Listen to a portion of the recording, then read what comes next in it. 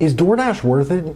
Have you ever been on DoorDash? You add some items to the cart and all of a sudden it's like $40 for dinner for two. What the hell is that? Why does that happen? Because all of a sudden they add these fees. Is there a way around this that's like not illegal? You guys know DoorDash. You know that it'll deliver food to your door just like Uber Eats or Grubhub. This is a gig economy after all, so it's side hustles wherever you go. Everywhere you go, chances are local restaurants and big chains are in that market with drivers waiting for that next delivery to hustle to your door. This can obviously save you a lot of time and stress of making your own food or even picking it up. But does it have to be so damn expensive? Let's talk about it. Welcome back to my channel. My name is Sam and I want to make self-growth normal. If you want to make self-growth normal, because people shouldn't have to look this information up, it should just be mainstream knowledge, then please make sure to smash that like button. Normally I do non-fiction book reviews on this channel, so this is like probably an almost unnecessary twist that has nothing to do with it. But if any of my viewers use DoorDash, it can't hurt to potentially help you guys save money on something considered by many to be useful, but would otherwise be pricier than it needs to be. Let's start with a fee and tax breakdown. Now, I'll admit it,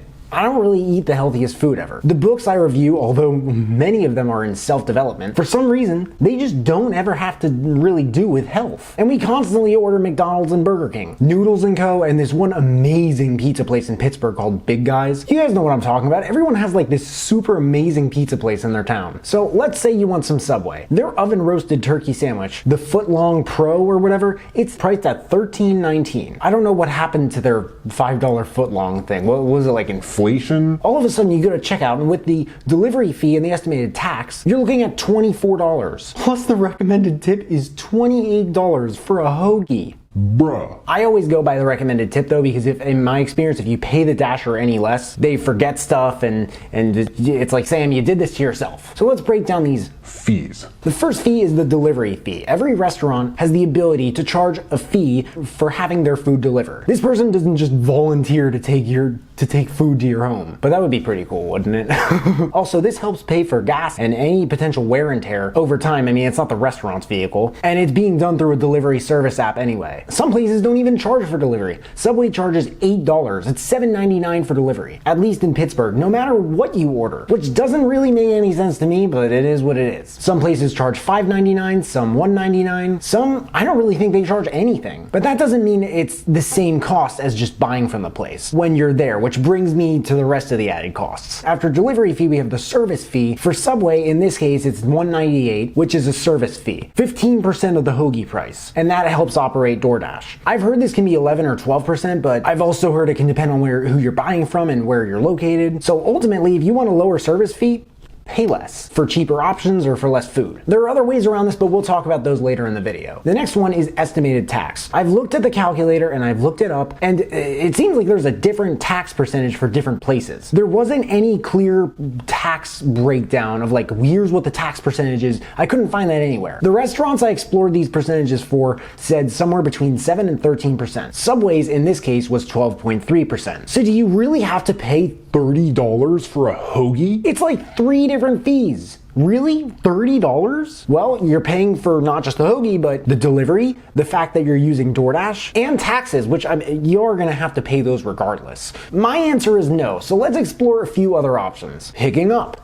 DoorDash Pickup is a newer, cheaper alternative because of the difference in fees. If you opt for pickup, you're looking at paying for nothing but the food and tax, which is the rate for your zip code. For us, it's 7%, which at Subway here is 92 cents. The only thing is, well, actually a few things. One, why would you bother picking up through DoorDash for less when you can just order it on the Subway app or something? And two, what is the point of even having pickup as an option? I mean, it's called DoorDash. They dash it to your door. And three, how does DoorDash even make money on pickup? Well, with DoorDash Pickup, customers can avoid waiting at the curb for 10 years when your order is being prepared because they allow you to share your location with the restaurants. A lot of restaurants at this point, believe it or not, have dedicated shelving area specifically to DoorDash orders. Also, you'll get occasional discounts and promotions to pay less for your deliveries and stuff like that through your email. The cheapest option would be to delete DoorDash and get food on the go. But depending on the place, you would have to order there or on the phone and then wait and then have to drive to pick it up and then drive back, and then you can eat your stromboli and mozzarella sticks. In May 2020, DoorDash released a customer survey showing, and this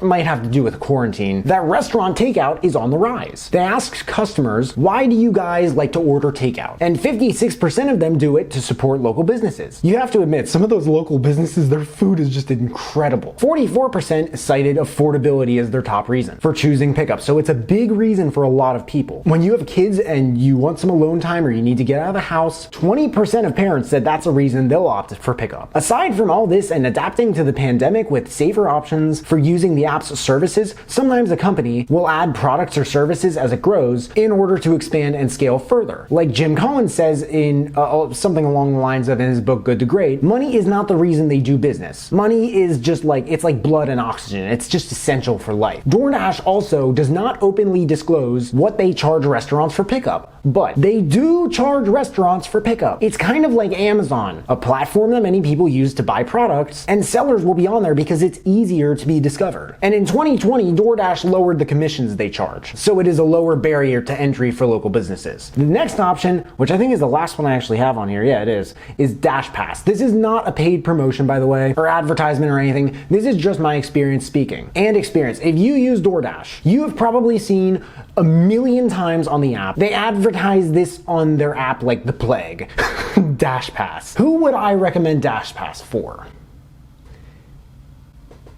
Anyone who uses DoorDash at least 2 times a month, and I will explain why. At a glance, the biggest benefit of DashPass, aside from paying a reduced service fee, again, this may depend on your location. For us, it's at least 5%, which isn't bad. The biggest benefit of DashPass is paying no delivery fees on orders more than $12 for a vast majority of restaurants. And if you eat with someone else or just more than a little, you're probably gonna pay more than $12 an order anyway when you use DoorDash. Okay, well, that makes sense, but why 2 times a month? I mean, that's a really specific number. It's more than 1 and 0, but it's less than 3. I mean, come on, like what's the catch? They actually tell you how much you're saving before placing the order. The service itself is $10 a month as of this year, and they have a first month free trial. And you also receive plenty of in-app offers, promos, and coupons that can turn into rather absurd steals, depending on how you use them and the minimum required order size. I'm gonna make another video about this, reviewing the service of DashPass and whether it's worth it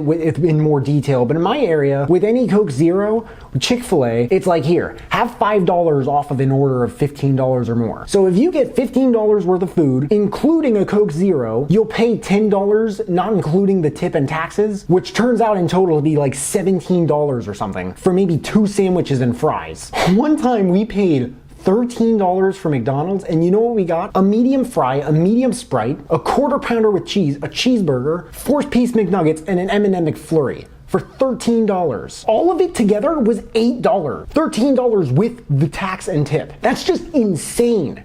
Imagine getting all that food just driving to McDonald's for $8. That saved us, it said $14 with just 1 DoorDash order. It's a way to get more with less, but it's weird because sometimes my girlfriend is like, are you ordering the food? And I'm like, yeah, but I have to find a way to pay $6 more for something so that we pay $17 instead of like $26. But what do you guys think? Is DoorDash worth it this year? Please let me know in the comments below. This is probably the weirdest thing, like most random thing I've ever talked about in a video. Honestly, I'm just sort of experimenting at this point. I'm still going to be putting out book reviews. The next maybe 15 videos after this one, the insight videos, they're not going to be book reviews. They might not even have to do with books. Actually, I think 3 or 4 of them specifically have to do with books. Other ones have to do with like professional development, but there's only one other one that has to do with DoorDash. So if you're thinking of unsubscribing because of just this video, I implore you not to.